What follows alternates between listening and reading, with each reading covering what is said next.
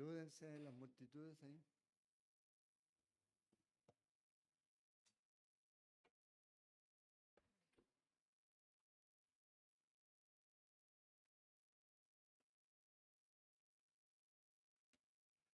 Buenas noches. Espero que todos estén bien, con frío, sin frío. Capítulo 51 de Jeremías. Hoy día vamos a terminar este capítulo 51. En el versículo 45. Desde ahí vamos a retomar nuestro estudio esta noche del libro de Jeremías. Aquí estamos ante este tiempo en el que el profeta está entregando esta profecía acerca de la caída y la destrucción de Babilonia, producto del juicio de Dios. Una de las cosas que yo creo que es para mucha gente y a veces hasta para los cristianos es el hecho de ver a Dios como un Dios vengativo o del hecho de ver a Dios como un Dios airado, un Dios que manifiesta su ira. Pero cuando vemos las Escrituras es algo que es parte de lo que el Señor hace cuando llega a un punto en donde Él trae juicio. La ira de Dios es algo que los creyentes deben conocer, en el sentido de que es algo que está en la Biblia, tanto en el Antiguo como en el Nuevo Testamento. Entonces, ¿qué debemos hacer? Bueno, hay gente que no va a querer escuchar, hay gente que sencillamente lo que hace es tratar de eludir este tema, porque según ellos el Dios del Antiguo es un Dios malo, es un Dios vengativo, pero todo lo que ocurre en el Antiguo Testamento y en el Nuevo Testamento es consecuencia de. La consecuencia siempre del pecado va a ser juicio. La consecuencia de la desobediencia del hombre siempre va a traer juicio. Cuando Dios establece la ley, da la ley con ese propósito, para que la gente pueda saber qué es lo que está mal y qué es lo que debe hacer o no debe hacer. Y si no, va a recibir retribución por eso. Va a recibir juicio. Entonces aquí estamos ante este Dios que en su tiempo, en su momento, Él trae juicio. Pero como Él es Dios, Él sabe cuándo va a ser. Jeremías está entregando esta profecía 60 años antes que esto pase. Y el pueblo de Israel ya estaba ahí, ya en cautividad, muchos de ellos estaban en ese lugar. Muchos de ellos probablemente se sintieron cómodos ahí. Y por eso el Señor les dice aquí en el verso 45 que ellos debían salir de ahí, que es lo que nos quedamos la semana pasada. Salid de en medio de ella, pueblo mío, dice. Salva cada uno su vida del ardor de la ira de Jehová. Entonces estamos ante esta situación en la que el Señor va a derramar su ira y es algo que ya lo hemos visto. Hay dos juicios que vemos en el Antiguo Testamento que son grandes juicios, el juicio del diluvio y Sodoma y Gomorra. Y lo que vemos ahí es eso, el justo juicio de Dios. Acuérdense, en Génesis 6 dice que le pesó a Dios haber hecho al hombre. Un antropomorfismo, obviamente, para que nosotros lo podamos entender. O sea, dar una característica humana a Dios, un sentimiento. Pero dice que le pesó. Y desde ese tiempo el Señor tomó y Noé halló gracia y lo mandó a construir el arca y después usted sabe la historia, pero llega un punto en donde el Señor derrama su ira. Y luego en el libro de Génesis, en el capítulo 19, vemos lo mismo con Sodoma y Gomorra. Y si usted lee el capítulo 18 antes, se da cuenta de cómo Abraham estaba intercediendo por su sobrino. Si hubieran tantos, si hubieran aquí, el Señor dice, no lo voy a destruir. Pero ahí se dicta un principio. Y ese principio es algo que nosotros necesitamos mantener. Un principio de cómo Dios actúa. Y el principio es este. Cuando Abraham está hablando con Jesús, con Jehová, ahí en el Antiguo Testamento, ¿ya? Y una de las cosas le dice, el Dios justo no va a hacer lo que es justo, destruirá al inocente junto con el culpable, nunca tal ocurra, dice Abraham. Y el Señor dice, no, no va a pasar, nunca va a pasar. Y por eso Noé fue guardado, Lot, que es considerado en el Nuevo Testamento un comentario de él, que es justo, Dios lo rescata. Y lo mismo va a pasar con nosotros. Como iglesia, como creyentes, creemos que Dios no nos va a puesto para ira y Él nos va a sacar. Porque la ira que viene es la ira de Dios sobre este mundo. Y la ira que nosotros merecíamos, el castigo que nosotros merecíamos, Él lo recibió en la cruz. Por nosotros. Por eso Pablo dice a los romanos que no hay condenación a los que están en Cristo Jesús. Entonces aquí el Señor le ordena a ellos salir de este lugar. Y el problema aquí es que probablemente ellos se habían hecho caso a lo que el Señor les dijo cuando en este mismo libro les dice, cuando estén ahí, siembren, cosechen, levanten casa, oren por la paz de ese lugar porque eso va a ser también de bendición para ustedes. Y al momento ahora de salir, usted tiene dos opciones, el salir a dónde. Bueno, salir a Jerusalén, una ciudad que estaba devastada, ya totalmente en ruinas, mucho de la ciudad por todo lo que había pasado, o quedarse ahí. Y yo creo que siempre va a ser bueno obedecer a Dios. A veces la comodidad nos hace quedarnos fuera de la voluntad de Dios. Y eso es lo que el Señor le está invitando al pueblo, salgan de ahí. Ahora fíjense en el verso 46, y no desmaye vuestro corazón ni temáis a causa del rumor que se oirá por la tierra. En un año vendrá el rumor y después en otro año rumor. Y habrá violencia en la tierra dominada, dice, contra dominador. Entonces se corrió el rumor aquí que ya iba a venir una invasión probablemente de los medos y los persas. Y luego pasó ese rumor y luego volvió a venir aquí. Y aquí, si podemos aprender algo aquí, es que nosotros no debemos hacer caso a los rumores. Ah, mire que va a subir esto. Ay, no, y entramos en pánico. Nosotros confiamos en lo que la palabra de Dios dice. Y lamentablemente lo que la palabra de Dios dice es que viene juicio. Viene juicio, no es, va a pasar esto, va a pasar aquí. Muchas cosas que pueden ocurrir y van a ocurrir en este mundo. Y a veces los rumores a la gente la hacen sobresaltar, pero si el Señor ha dicho algo, confiemos en lo que el Señor ha dicho. Descansemos en la palabra del Señor, descansemos en sus promesas. No es tanto en lo... no debemos vivir nuestra vida en función de lo que diga Teletica o no sé, el otro canal, los que ven los canales nacionales, ¿cómo se llama? El canal 6, RCN, no sé. Debemos vivir en función de lo que la palabra de Dios nos dice. Y ver, caminar y vivir. Porque a veces lo único que hacen es atemorizarnos. Y eso lo vivimos en el 2020. Miedo, miedo, miedo. Va a morir, rumor, se están muriendo. Compraron 2 millones de bolsas para muertos. Y lamentablemente los cristianos también entraron en eso.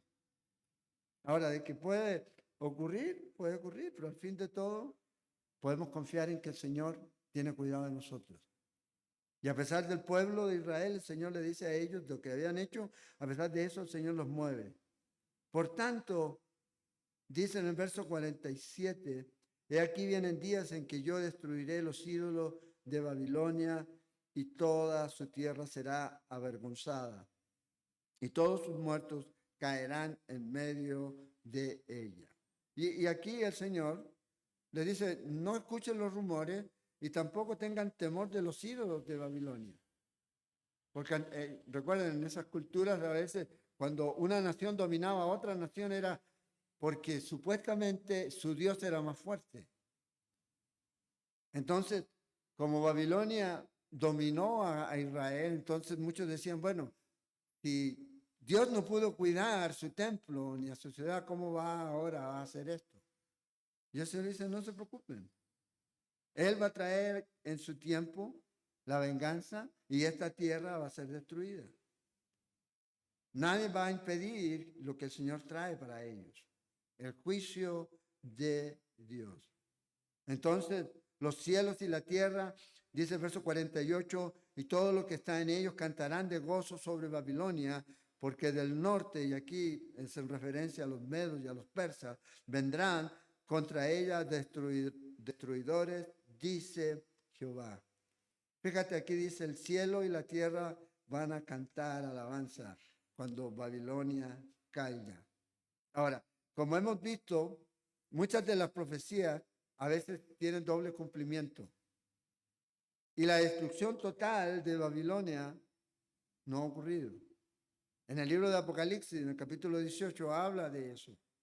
De este sistema que viene, ya está Babilonia. En el capítulo 17 habla de este sistema, de esta iglesia falsa. Babilonia, la madre de todas las religiones falsas y paganas, dice ahí. Dios la va a juzgar y va a usar al anticristo para juzgarla. Y luego en el capítulo 18 está ese sistema comercial. ¿De dónde sacaron el pueblo judío toda esta vena comercial de transacción de Babilonia? Porque el pueblo de Israel normalmente, ¿qué era? Eran agrícolas, vivían de la tierra. Es lo que eran. Es lo que eran. Pero ahí en Babilonia se estableció el compra, vende, ya, especula y todo ese tipo de cosas. Bueno, la Biblia dice que Dios va a traer juicio sobre estos sistemas. Y la ciudad o la región en donde está Babilonia, que es Irak hoy, dice que Dios la va a barrer por completo. Hoy día usted eso todavía no lo ve. Muchos pensaron en el 90, ¿cuántos estaban vivos en el 90? ¿91? ¿92? ¿93? Bueno, 91, ¿se acuerdan ustedes? La guerra del Golfo, la primera, la invasión y todo eso. Bueno, ahí está. Todavía no ocurre. Va a llegar un momento en donde va a ocurrir. Y va a ser destruida. Y van a haber dos reacciones, dice Apocalipsis. Unos que se van a lamentar en el sentido de, ay, pero ¿cómo se nos fue a destruir la ciudad? Donde hicimos millones.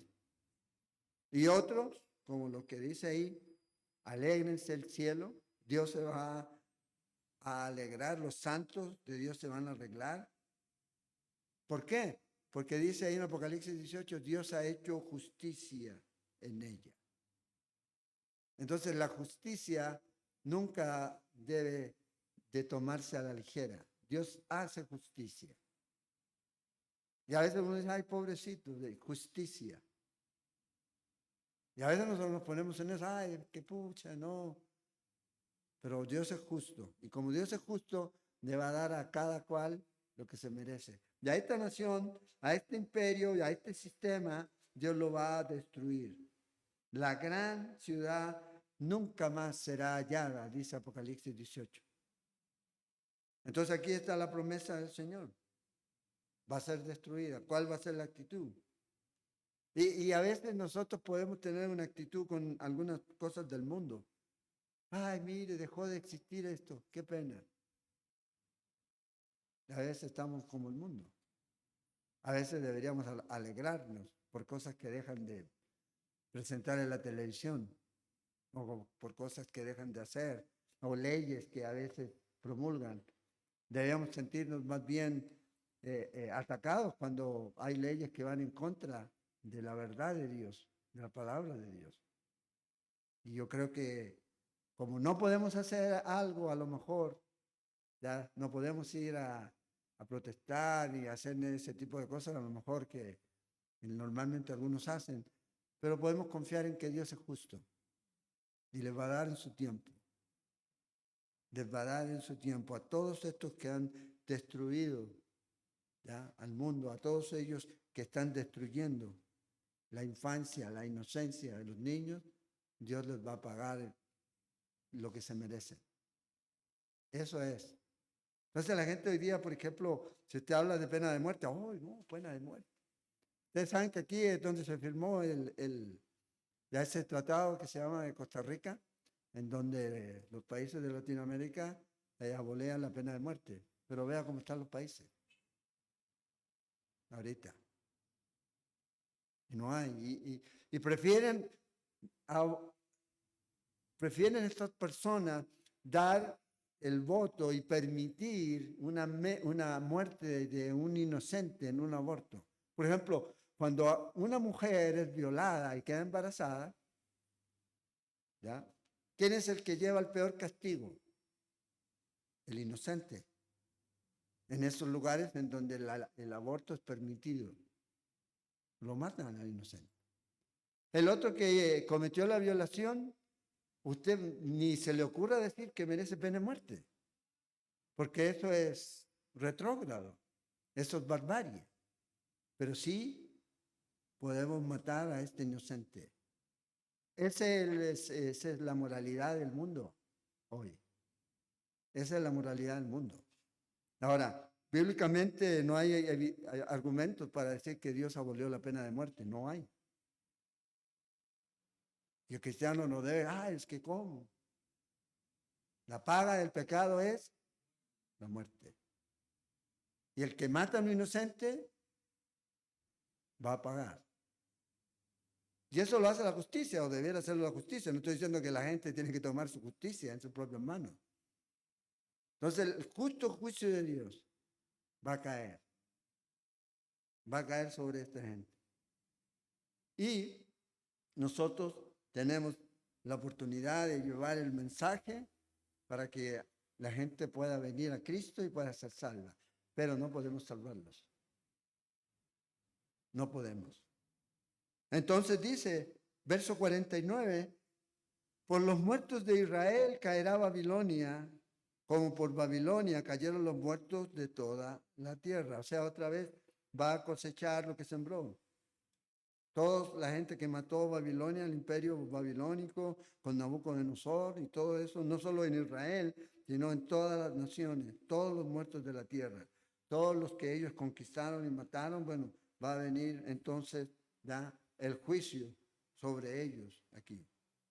Entonces, estos hombres, el pueblo de Israel, lo que tenía que hacer es, no debían ellos dudar de lo que el Señor estaba diciendo, sino más bien ellos debían pensar en Jerusalén. Vea todo lo que pasó allá, váyase allá.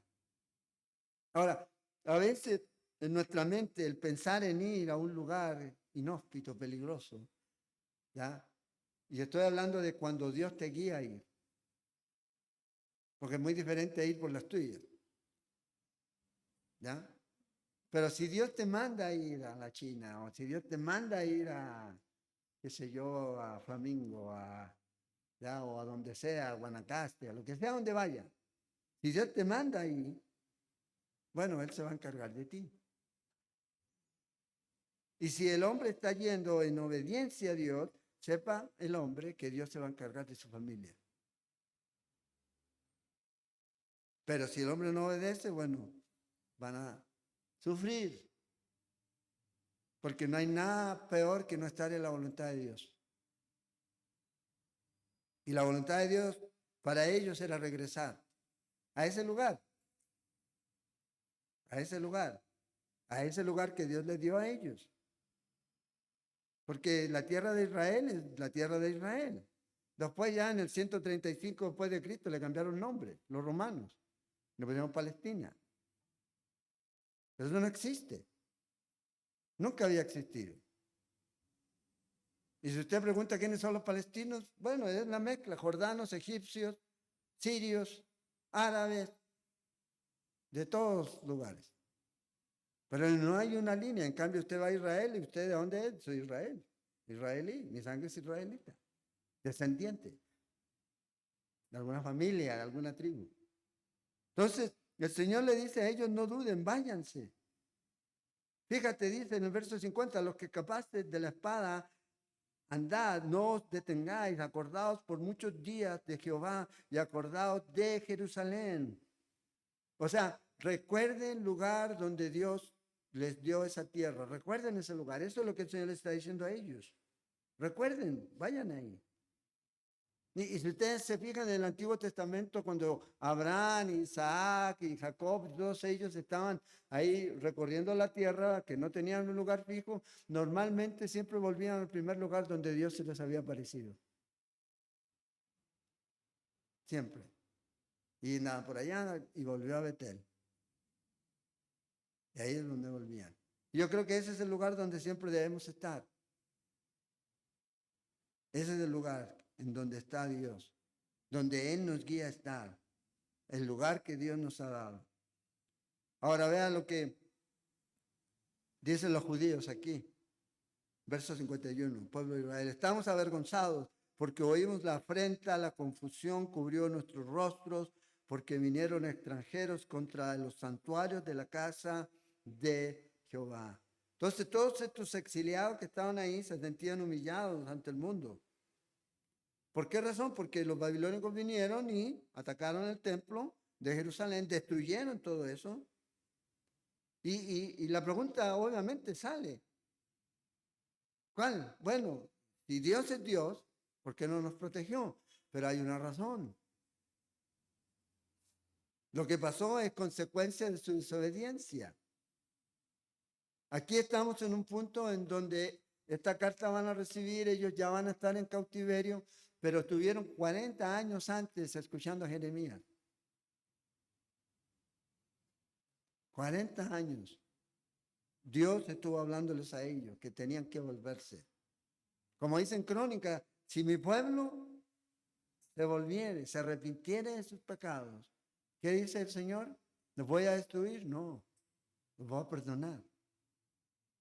Pero ellos no lo hicieron. Pero aquí estaban con esto aquí en su mente. Señor, ¿qué va a pasar? Mira cómo nos humillaron. Vamos a regresar a un lugar en donde solo hay ruinas, donde solo hay vergüenza. ¿Será suficientemente grande Dios como para guardarnos ahora, después de todo lo que pasó? Ahora, muchos de los que están aquí probablemente no conocieron a Jeremías. Algunos, los más jóvenes. Pero hay otros que sí, y podrían haber escuchado, haber leído las profecías o escuchado las profecías de lo que el Señor decía y cómo el Señor los llamaba a ellos a arrepentirse. Entonces estaba esta gente aquí, como dirían, amañados ahí bien, nos sentimos como, ¿para qué nos vamos a ir? Total, aquí estamos. Una vida cómoda. Y la comodidad es un peligro. Y aquí yo creo que tenemos que tener en cuenta y tener claro esto. A veces la seguridad puede ser un peligro, a veces sentirse seguro en un lugar sin Dios. A veces uno aquí, yo me siento aquí, el trabajo que tengo o la situación que tengo, ya, o lo que sea, y debemos tener ese cuidado. En vez de estar seguros en Cristo, estaban seguros en Babilonia, o en Dios en Babilonia, que Él es el que los cuida, realmente, y no lo hicieron. No se sentían así, tenían este miedo de irse aquí. Entonces debemos tener ese cuidado de no a veces sentirnos cómodos, porque la comodidad a veces nos hace no ser muy útiles. A veces nos deja ahí tranquilo y cómodo. ¿Para qué voy a hacer? ¿Para qué voy a mover esto? ¿Para qué voy a ir allá? ¿Cómo? No, Dios no creo, porque aquí lo tengo todo. Como el hombre que lo tenía todo, ¿verdad? La publicidad. Pero a veces Dios nos quiere mover aquí. Acuérdense, el pueblo de Israel no es primera vez que se quiere quedar en un lugar o regresar a un lugar que Dios no les había dado. ¿Se acuerdan cuando salieron de Egipto? ¿Qué ellos estaban pensando cuando salieron de Egipto? No llevaban ni un año fuera de Egipto y ya querían volver. Y querían volver porque allá tenían cierto grado de seguridad, pero eran esclavos. Imagínate. Sí, extrañaban, dice, en Éxodo dice que extrañaban la cebolla, los ajos, ¿no? Pero eran esclavos. A pesar de todo eso, tenían esa abundancia de comida, probablemente más comida que a lo mejor la que ellos pensaban. Ahí tenían cierto grado de seguridad, pero ahí eran esclavos. No importa. Y a veces puede pasar eso. A veces tenemos que tener cuidado de no estar sacrificando la perfecta voluntad de Dios por la comodidad. Porque a veces la comodidad no necesariamente es la perfecta voluntad de Dios. A veces la comodidad nos hace alejarnos, nos hace personas no útiles. Entonces, aquí ellos están pidiéndole al Señor, Señor, mira lo que pasó. Por tanto, dice verso 52, vienen días, dice Jehová, en que yo destruiré sus ídolos. Lo que los judíos podían estar pensando era la fuerza que esos ídolos podían tener. Pero Dios dice, yo voy a destruir los ídolos. Nada va a impedir que yo destruya a Babilonia. Eso es algo que el pueblo de Israel tenía que entender. En que yo destruiré sus ídolos y en toda su tierra gemirán los heridos. Aunque suba Babilonia hasta el cielo. Y qué interesante. Si usted lee Isaías 14, cuando habla de Satanás, ¿ya? Y Satanás dice, subiré al cielo y me pondré en el lugar de Dios. Bueno, Babilonia era el lugar que había construido Nabucodonosor, supuestamente. Es lo que él decía. Oh, esto es lo que yo hice. Dice, su corazón se enorgulleció y Dios lo hizo caer a lo más bajo. Y aquí dice, aunque ellos vayan donde piensen que son inalcanzables y se fortifiquen en las alturas, de mí vendrá a ellas destruidores, dice Jehová. Los muros, la fortificación y todo lo que ellos tenían, que podía ser un lugar en donde ellos podían pensar, bueno, aquí estamos seguros, todo eso va a arder. Es lo que el Señor está diciendo, todo eso va a ser destruido. Dios lo iba a destruir completamente. Hoy es el clamor, verso 54, de Babilonia y el gran quebrantamiento de la tierra de los caldeos, porque Jehová destruirá a Babilonia y quitará de ella la mucha jactancia, y bramarán sus olas, y como sonido de muchas aguas será la voz de ellos. El Señor está diciendo aquí, voy a silenciar su orgullo. Es lo que está diciendo, se captaban. La destrucción va a ser tan grande que se va a olvidar la grandeza que tenía. Y su orgullo va a caer por el suelo. Acuérdense, Dios ama a quienes, a los humildes, ¿verdad? ¿Y qué hace con los que se levantan? Los hace caer, los humilla. Los humilla. Y esto es lo que el Señor va a hacer con ellos. Por eso dice que habla de ese clamor y habla de ese quebrantamiento y, perdón, y habla de quitar de ellos esa mucha jactancia. Entonces Dios lo va a hacer. Porque vino destruidor contra ella. Dice verso 56. ¿O me salté uno? No, 56.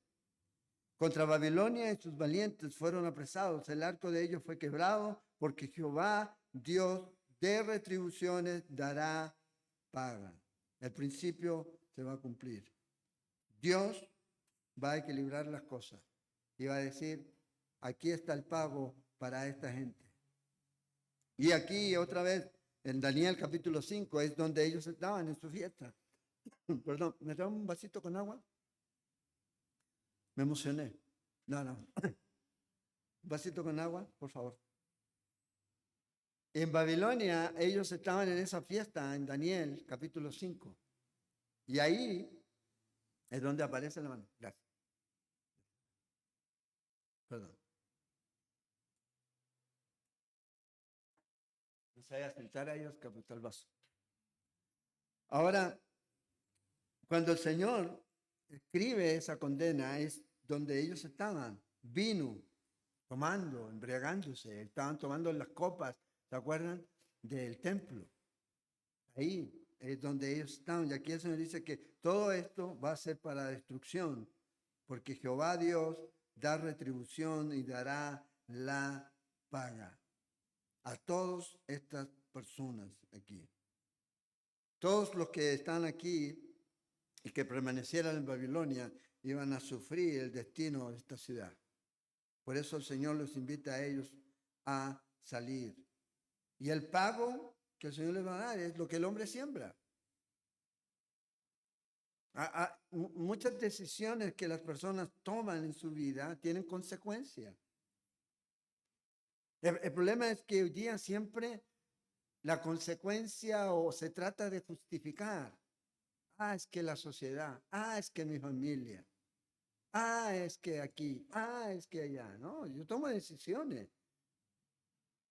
Buenas, malas, regulares, y obviamente al tomar decisiones debo asumir que va a haber una consecuencia. Y el Señor dice, todo lo que el hombre sembrare, eso también segará. Entonces, a veces uno espera que Dios traiga juicio, pero Dios lo va a hacer en su tiempo. Dios lo va a hacer en su tiempo. Y a veces las condiciones en las que las personas pueden estar son producto de sus decisiones. Ahora, no necesitan, no deben, o no, si no quieren, no deben permanecer o seguir ahí. Deben venir a Dios a arrepentirse y Dios los perdona y restaura su vida. Pero no podemos eludir este principio. Lo que el hombre siembra, cosecha. Y es lo que el Señor está diciendo aquí. Dios le va a dar a cada uno lo que se merece. Hay un refrán que dice, las ruedas de la justicia muelen lento, pero muy fino.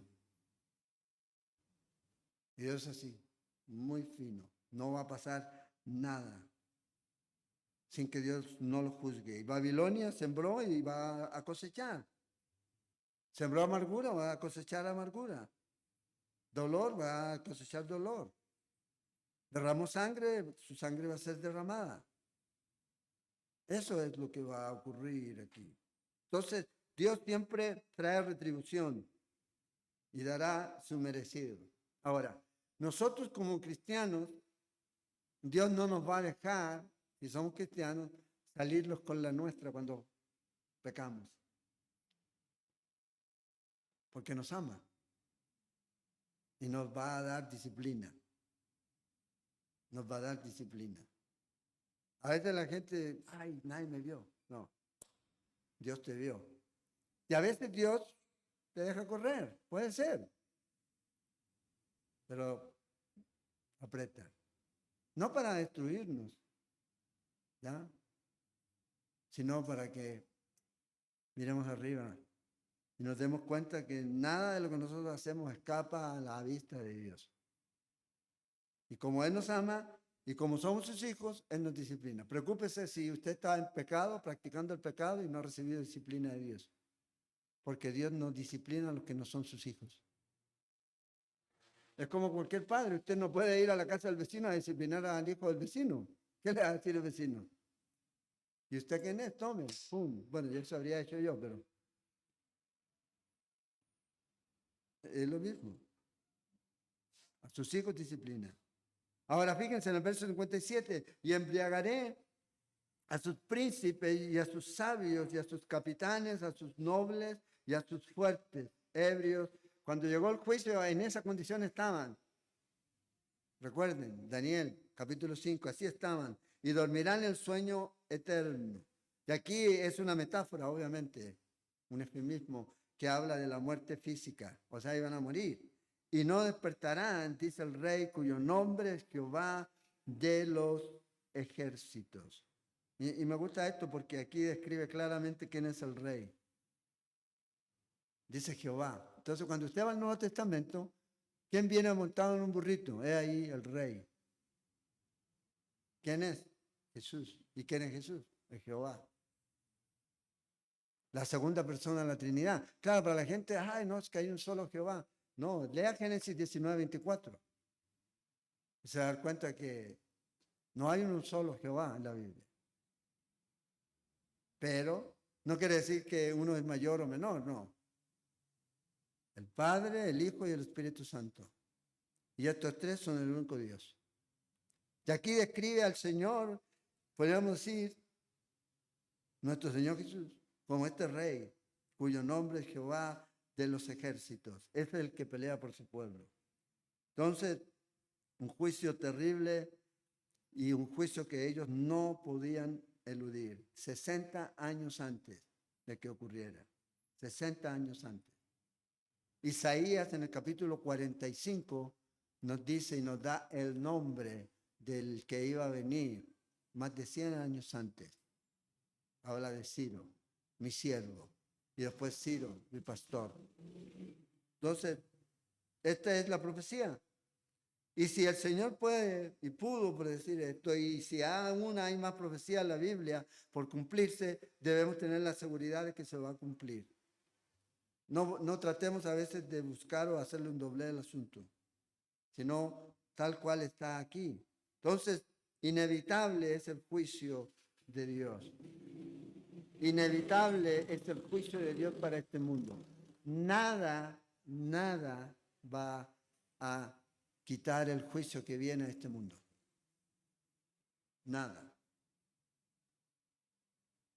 Ahora dice, verso 58, así ha dicho Jehová de los ejércitos, el muro ancho de Babilonia, ya metros de espesor, más de 30 metros, de Babilonia será derribado enteramente y sus altas puertas serán quemadas a fuego en vano. Trabajaron los pueblos y las naciones se cansaron solo para el fuego. Ahora, es interesante porque en el Salmo dice, en vano edifican los edificadores y Jehová no edifica. Y a veces todas estas cosas que los hombres edifican como para protección aquí en este tiempo, Dios dice, hey, es en vano, lo van a destruir. Yo las voy a destruir, dice el Señor. Todas estas, fíjese, murallas, puertas, todo esto que estaba aquí fortificado, que era como para repeler al enemigo y que ellos podían estar confiados, el Señor dice, están equivocados.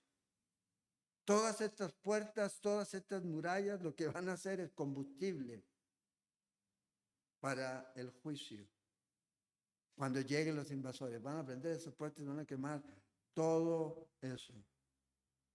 Y esto va a ser a largo plazo y a corto plazo. Inmediatamente ahí, pero luego, cuando vemos en el libro de Apocalipsis, el cumplimiento completo de esta profecía durante los últimos años de la tribulación. Palabra que envió el profeta Jeremías, ya terminando aquí el capítulo, dice a Seraías, hijo de Nerías, hijo de Maasías, cuando iba con Sedequías, rey de Judá, a Babilonia, en el 4º año de su reinado. Ahora, este hombre reinó 11 años, entonces esto es antes de la caída. Ahora, ¿qué ocurre? Probablemente entre el 597 o 598, este tuvo la excelente idea de buscar ayuda en Egipto y rebelarse en contra de Babilonia. Entonces, probablemente no hay una descripción del por qué fue allá, pero probablemente fue a ponerse en buena, decir, no, que todo bien, que seguimos bajo ustedes y que estamos con ustedes y estamos de acuerdo en todo eso. Y ahí es donde se aprovecha de enviar esta carta con este Seraías, que era hermano de Baruch. Acuérdense, Baruch es uno de los que escribió ahí también y usó Jeremías para escribir aquí. Todavía este Sedequías no era prisionero, pero aquí está yendo y probablemente fue a tratar de arreglar, ¿verdad?, ese problema que creó al buscar ayuda en Babilonia, en el 4º año de su reinado. Ahora, en el versículo 12 del capítulo 32, ahí nos dice esto, y di la carta de venta a Baruch, hijo de Nerías, hijo de Maasías. ¿De quién era hijo Serías o Seraías? De Nerías, hijo de Maasías. Entonces, ¿qué son Baruch y hermanos? Y este era el copero, este el que tenía que ir delante del rey para preparar y ayudar a que todo estuviera perfecto cuando el rey llegara allá a Babilonia. Y con este envía esta carta para los que estaban allá. Todos los capítulos 50 y 51 los escribió en un rollo y lo mandó allá. Pero hay algo que es interesante aquí, fíjense. Escribió pues Jeremías en un libro todo el mal que había de venir sobre Babilonia, todas las palabras que están escritas contra Babilonia. Y dijo Jeremías a Seraías, cuando llegues a Babilonia y veas y leas todas estas cosas, dirás, oh Jehová, tú has dicho contra este lugar que lo habías de destruir hasta que no quedar en él morador, ni hombre ni animal, sino que para siempre ha de ser asolado. Ahora, cuando él llevó esta carta, Babilonia estaba en todo su apogeo. O sea, eran fuertes. O sea, lo que les estaba escribiendo ellos, ya, Jeremías, mandándole allá, en esto es algo que era totalmente impensable en ese momento. Es imposible. ¿Cómo va a venir este hombre y decirnos que este lugar va a quedar sin moradores, ni hombres, ni animales, sino que todo esto va a ser asolado? Esto es imposible. Entonces la misión que tenía este hombre no era fácil, de leer este mensaje. Ahora, no es fácil decir la verdad en este tiempo. Hoy día usted dice la verdad y, por ejemplo, usted dice hoy día la verdad biológica y lo atacan. No, es que no es verdad. Es verdad. Hombre, mujer, es lo que hay. Ahora cualquiera se puede percibir como quiera, pero ya biológicamente es una verdad incómoda ahorita. La verdad moral es incómoda ahorita para la gente. Llamar a lo malo malo es incómodo hoy. Y aquí él les está mandando esta carta a ellos, este rollo, diciéndole, hey, donde ustedes están, todo esto va a ser destruido. Imagínense, escucha un babilonio. Está loco esto. ¿Qué? ¿Quiere provocar una revuelta? Y vea la ilustración que usa, verso 63. Y cuando acabes de leer este libro, le atarás una piedra y lo echarás en medio del Éufrates. ¿Ya? En medio del Éufrates. Y dirás, así se hundirá Babilonia y no se levantará del mal que yo traigo sobre ella y serán rendidos. La única manera de poder vencer, o sea, si uno dice, bueno, yo quiero contender con Dios, Dios lo único que quiere es que te rindas. Es lo único, que te arrepientas. Y aquí ellos están diciendo, Señor, va a ser destruido por completo. Entonces, no hay mala interpretación aquí. Cuando este hombre toma, lee el rollo y lo tira ahí al Éufrates, esto va a pasar con Babilonia. Ahí está. Los que vieron, vieron eso. Y eso es lo que quedó aquí. ¿Y cuál era el propósito de esto? Porque todavía faltaban muchos años. Bueno, traer esperanza a los cautivos. Ese era el propósito. Traer perspectiva. Que el lugar en donde ellos estaban no era el lugar definitivo. Dios los iba a llevar de vuelta. Porque esa fue la promesa. En Jeremías capítulo 25 el Señor le dijo, van a estar 70 años en Babilonia y al terminar los 70 años volverán. Volverán. Y ese es el registro que tenemos del libro de Esdras y Nehemías, que ellos volvieron a su lugar, a construir, a levantar los muros, a construir el templo, y ahí están. Ahí están. Ahora, sabemos lo que pasó después, ¿verdad? Cuando vino el Mesías, cuando vino Jesús. También se rebelaron, rechazaron y bueno, el templo y la ciudad fue destruida. Y fueron llevados deportados otra vez. Pero volvieron 2000 años después. Este es un caso único en la historia. No sé si existirá otro en donde alguien de un grupo étnico X que pueda vivir sin un territorio físico, sin un lugar geográfico determinado, sino disperso por todos lados y a la vez mantener su religión y mantener sus costumbres y su idioma. Es difícil. Sí, a veces la gente de un lado, por ejemplo, a los que les gustan los argentinos, usted va en el avión y ya cambió el idioma, che, ya no es tico, ¿qué te pasa? ¡Pum!, nos absorbe. Pero este pueblo no, se mantiene sus costumbres, sus formas. Bueno, y la evidencia más tremenda de la palabra de Dios profética que Dios cumple es que Israel está ahí. Y no está ahí por casualidad. No, el poderío militar. En la guerra del 41, una vez que ellos fueron establecidos como nación, reconocidos otra vez como nación, a los 2 días siguientes fueron invadidos, fueron atacados. Y ahí están. Después en el 52, después en el 67, después en el 82. Y ahí siguen. Eran pocos. Y querámoslo o no, ver la mano de Dios ahí, bueno, ahí está. Estamos hablando que todos los países musulmanes alrededor, atacando Egipto, Siria, ¿ya? Jordania, y otros que estaban más lejos que también se metieron, fueron vencidos. Fueron vencidos. Y si uno no ve la mano de Dios ahí, uno dice, wow.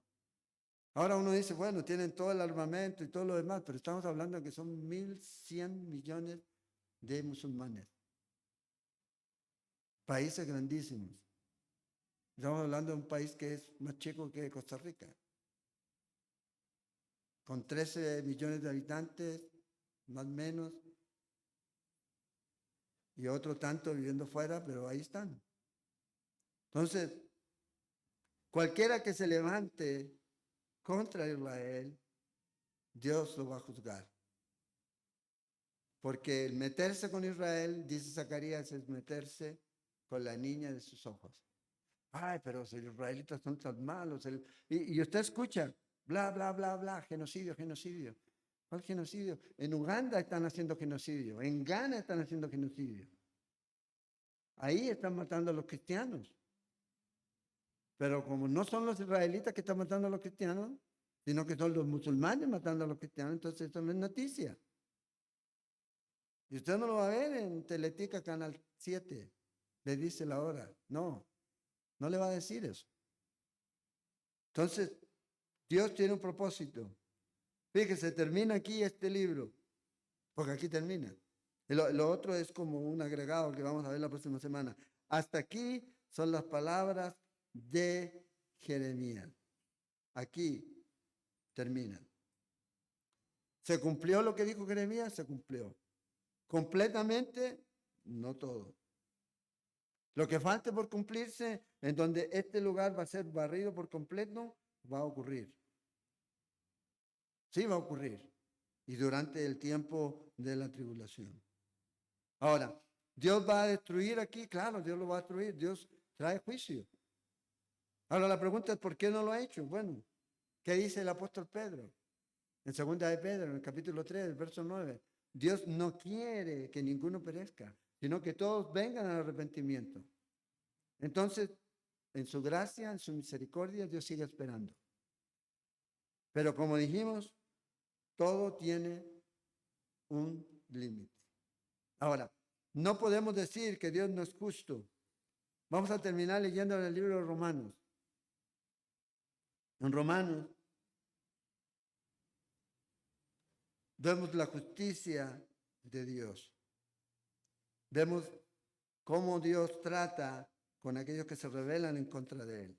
Pero no los deja así solos, sino que les entrega el mensaje. Vea lo que dice en Romanos 1, verso 16. Porque no me avergüenzo del Evangelio, porque es poder de Dios para salvación a todo aquel que cree. Al judío primeramente y también al griego. Porque en el Evangelio la justicia de Dios se revela por fe y para fe, como está escrito, más el justo por la fe vivirá. En el contexto aquí, este justo o este vivir es por fe, creer en Él. Ese es el énfasis. Porque la ira de Dios se revela. Vea aquí como Pablo conecta. Está hablando de la gracia de Dios, del Evangelio, que es poder para salvar a todo el que cree, pero entrega el mensaje completo. El mensaje completo no es solo la gracia de Dios. Eso es parte del mensaje. El otro lado es la justicia de Dios. Y vea lo que dice aquí. Porque la ira de Dios se revela. Por esta razón está el Evangelio. Porque la ira de Dios se revela desde el cielo contra toda impiedad e injusticia de los hombres que detienen con injusticia la verdad. Porque lo que de Dios se conoce, dice el apóstol, les es manifiesto, pues Dios se los manifestó. O sea, nadie puede decir que no ha recibido un mensaje de Dios, ya sea viendo la naturaleza o un mensaje claro y directo del Evangelio del Señor. Por eso dice, si se humillare mi pueblo, sobre el cual mi nombre es invocado, y oraren y me buscaren mi rostro y se arrepintieren, ¿qué dice el Señor? Los voy a perdonar sus pecados y sanaré la tierra. El pueblo de Israel recibió el justo juicio de Dios porque no se arrepintieron. Pero aún así Dios fue justo y cumplió su promesa. ¿Y cuál fue la promesa que el Señor le dio? Que los iba a volver. Y eso es lo que nosotros vemos. Recuerden, no hay justo ni aún uno. Pero Dios no va a castigar al inocente junto con el culpable. ¿Cuál es la diferencia? Bueno, arrepintiéndose. Y si nos arrepentimos, Dios nos perdona. Dios nos perdona. Ahora, en el capítulo 3 de Romanos, verso 5 dice, y 6 dice, y si nuestra injusticia hace resaltar la justicia de Dios, ¿qué diremos? ¿Será injusto Dios que da castigo? Hablo como hombre, dice. En ninguna manera. De otro modo, ¿cómo juzgaría Dios al mundo? No podría, pero Dios es justo y puede juzgar al mundo. Dios no es injusto. Nadie va a poder llegar delante de Dios un día y decir, Dios, fuiste injusto. Dios, me mandaste a este lugar aquí. Yo no quiero estar aquí. Nadie que quiera estar o que no quiera estar en el cielo va a estar ahí, se los digo. No va a haber nadie, nada, pero yo estoy aquí porque me tocó. No. Es porque creyó en Cristo Jesús, reconoció su condición de pecador, se arrepintió, Dios lo perdonó y le dio nueva vida en Cristo Jesús. ¿Y quién va a estar en el infierno? Bueno, en el infierno van a estar ahí y todos aquellos que a veces se creen buenos. El infierno está lleno de buena gente, de buenas personas, personas a lo mejor hasta morales, no de apellido, sino obviamente para que después no digan, está mandando al infierno a los morales, no. Que se creen buenos, por hacer esto, por hacer aquí, por hacer allá. No, la única manera de no estar en el infierno no es por lo que yo pueda hacer, o no es porque no sean morales, no, sino por creer en Cristo Jesús. Entonces el que está ahí, es que yo quería ir al cielo. No, nadie va a estar ahí en eso. Ahí va a ser el tiempo del lloro y el crujir de dientes. Entonces, vean, Babilonia es la representación de un sistema, ¿verdad?, de imperio como nación, pero también de un sistema corrupto, religioso, pagano, y Dios lo va a juzgar.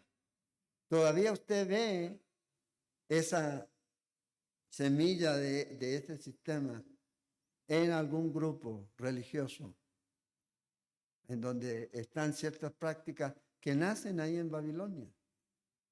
Si la primera rebelión, ¿ya?, la primera rebelión, ¿dónde comenzó? En Babilonia. Cuando Dios le dice al hombre, vayan y llenen la tierra, ¿y qué se les ocurre hacer al hombre? ¿Ya? El globalismo. El globalismo no es diseñado por Dios, el globalismo es algo que va contrario a Dios. Por eso Dios puso fronteras para las naciones. Porque si no, Dios refácil, Israel, la tierra es tuya, lo que quieras. No, le dio límites. No te metas a la tierra que yo no te doy. No puedes ir a otra. Pero están estos y levantan la torre, el globalismo, hagamos una torre, hagamos un nombre, y bueno, y de ahí comienza. Con Nimrod, en Génesis, y comienza a establecerse todo un sistema pagano, religioso, que lamentablemente la iglesia absorbió, ¿ya? La iglesia católica absorbió mucho de ese paganismo, mucho de ese paganismo. Entonces Dios lo va a juzgar, capítulo 17 de Apocalipsis. Esos son los que van a promover al anticristo y después el anticristo les va a dar por la cabeza. ¡Pum! Los va a destruir. Es como la iglesia de la Odisea. La iglesia de la Odisea se creía que lo tenía todo. Y Dios les hizo miserable. Y Dios les trae juicio a ellos. Entonces, estamos terminando este libro después de algún tiempo. La próxima semana pueden tomarse el trabajo de leer el capítulo 25 de Segunda de Reyes y el capítulo 39 de Jeremías. Porque mucho de lo que está en este último capítulo está ahí. Está en esa porción. Entonces, probablemente muchos de lo que está aquí en ese último capítulo fue escrito de eso. Fue tomado y fue puesto ahí. Pero siempre hay algo que usted va a notar. Siempre va a llegar un cuarto año. Siempre va a llegar un tiempo en donde Dios trae juicio. No importa el tiempo, Dios trae un cuarto año. Dice, y en el cuarto año del rey, ¡pum! En el 10º año, siempre hay un año específico en donde Dios trae juicio. Nadie puede escapar de juicio. Entonces, terminando, si Dios lo permite, el próximo jueves no tenemos reunión todavía quedan jueves más, ¿verdad? Entonces, el próximo jueves terminamos con Jeremías. Vamos a hacer una fiesta. Vamos a orar. Señor, te damos gracias por este tiempo, por tu palabra y cómo nos muestra, Señor, tu justicia, tu gracia, tu amor. Pero también podemos ver que tú vas a pagar, Señor, a cada uno según sus obras, Señor. Gracias porque nosotros hemos entregado nuestra vida a ti, nos hemos rendido a ti. Y ese precio que teníamos que pagar, lo pagaste tú por nosotros, Señor. Y podemos estar confiados y seguros, Señor, que no hay condenación a aquellos que están en Cristo Jesús, que caminan no según la carne, sino en el Espíritu. Dice Pablo, Señor. Te damos gracias por eso. Te damos gracias por todas las lecciones que hemos aprendido aquí en este libro de Jeremías y oramos, Señor, por lo que se viene, por los libros de Lamentaciones y Ezequiel y todo lo que viene de aquí en adelante, Señor, en este viaje a través del Antiguo Testamento. Ponemos, Señor, este tiempo en tus manos, llévanos con bien a nuestros hogares. Oramos por nuestros hermanos que están enfermos para que tú los toques y los sanes. Provee trabajo al que no tiene, Señor. Y danos esa paz que necesitamos, Señor, y esa perspectiva eterna que necesitamos tener en este tiempo. Que al final los muros, las puertas, todo esto se va a quemar. Pero lo que queda, Señor, es lo que hacemos por ti y para ti, Señor. Oramos y te pedimos tu bendición, Padre, y gracias. En el nombre de Jesús.